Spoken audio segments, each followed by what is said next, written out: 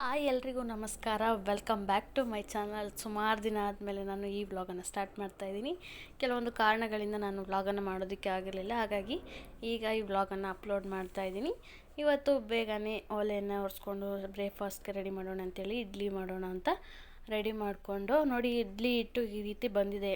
ನಾವು ಸಾಫ್ಟಾಗಿ ಇಡ್ಲಿ ಮಾಡಬೇಕು ಅಂತ ಹೇಳಿದ್ರೆ ಉದ್ದಿನಬೇಳೆ ಪ್ರಮಾಣವನ್ನು ಸ್ವಲ್ಪ ಜಾಸ್ತಿ ಹಾಕ್ಕೊಳ್ಬೇಕು. ಮತ್ತು ಸೋಡಾ ನೈಟು ಹಾಕಿಲ್ಲ, ಯಾಕಂದರೆ ಬೇಸಿಗೆ ಅಲ್ವಾ, ಜಾಸ್ತಿ ಈ ರೀತಿ ಆಚೆ ಬಂದುಬಿಡುತ್ತೆ ಅಂತೇಳಿ ಸೋಡಾ ಹಾಕಿಲ್ಲ. ಆದರೂ ಈ ರೀತಿ ಬಂದಿದೆ. ಮತ್ತು ಅನ್ನವನ್ನು ಹಾಕ್ಕೋಬೇಕು, ಬೆಳಗ್ಗೆ ಮಾಡಿದ ಅನ್ನವನ್ನೇ ಹಾಕ್ಕೋಬೇಕು. ನಾವು ನಾಳೆ ದೋಸೆ ಅಥವಾ ಇಡ್ಲಿ ಮಾಡ್ತೀವಿ ಅಂತ ಹೇಳಿದ್ರೆ ಮಾರ್ನಿಂಗೇ ನಾವು ಅಕ್ಕಿಯನ್ನು ನೆನೆಸಿಟ್ಬಿಡ್ತೀವಿ. ಸಂಜೆವರೆಗೂ ಈ ರೀತಿ ನೆನೆಸಿದ್ರೆ ಚೆನ್ನಾಗಿ ನೆನ್ಕೊಂಡಿರುತ್ತೆ. ಮತ್ತು ನೈಟ್ ಮಲ್ಕೊಳ್ಳೋ ಟೈಮಲ್ಲಿ ರುಬ್ಬಿಡ್ತೀವಿ. ಆಗ ಬೆಳಗ್ಗೆ ಮಾಡಿದ್ದನ್ನೇ ಇದಕ್ಕೆ ಹಾಕ್ಕೊಂಡು ರುಬ್ತೀವಿ. ಹಾಗಾಗಿ ಈ ರೀತಿ ಸಾಫ್ಟಾಗಿ ಬರುತ್ತೆ. ದೋಸೆ ಆಗಲಿ ಇಡ್ಲಿ ಆಗಲಿ ಇದೇ ರೀತಿ ಮಾಡೋದು.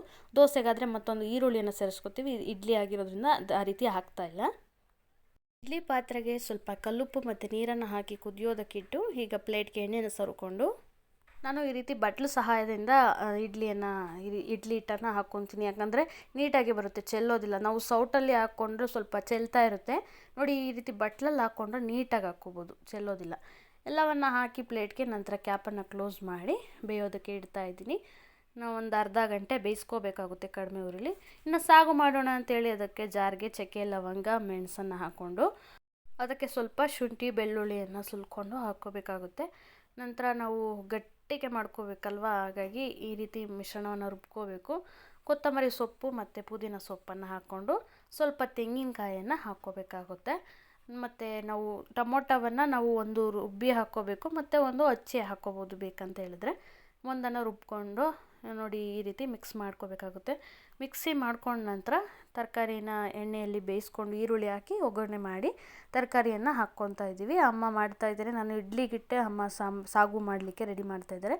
ತರಕಾರಿ ಸಾಗನ್ನು ನಾವು ಈ ರೀತಿ ಕೂಡ ಮಾಡ್ಬೋದು, ಸಿಂಪಲ್ ಆ್ಯಂಡ್ ಟೇಸ್ಟಿಯಾಗಿರುತ್ತೆ, ಬೇಗನೆ ಆಗುತ್ತೆ. ಈಗ ತರಕಾರಿಗೆ ನೀರನ್ನು ಹಾಕಿ ರುಬ್ಬಿರೋ ಮಸಾಲೆಯನ್ನು ಹಾಕಿ ರುಚಿಗೆ ತಕ್ಕಷ್ಟು ಉಪ್ಪನ್ನು ಹಾಕಿ ಮನೆಯಲ್ಲೇ ಮಾಡಿರುವಂಥ ಸಾಂಬಾರು ಪುಡಿಯನ್ನು ಹಾಕ್ಕೊತಾ ಇದ್ದೀವಿ. ಇಷ್ಟೇ ಸಿಂಪಲ್, ಜಾಸ್ತಿ ಏನು ಇಂಗ್ರೀಡಿಯೆಂಟ್ಸನ್ನು ಹಾಕ್ಕೊಳ್ಳೋದು ಬೇಡ, ತುಂಬ ಮಸಾಲೆ ಬೇಡ. ಸ್ವಲ್ಪ ಮನೆಯಲ್ಲೇ ಟೇಸ್ಟಿಯಾಗಿರಬೇಕು ಮತ್ತು ಬೇಗನೂ ಆಗಬೇಕು ಅಂತ ಹೇಳಿದ್ರೆ ಹೆಲ್ದಿಯಾಗಿ ಈ ರೀತಿ ಮಾಡ್ಕೋಬೋದು, ತುಂಬಾ ಟೇಸ್ಟಿಯಾಗಿರುತ್ತೆ.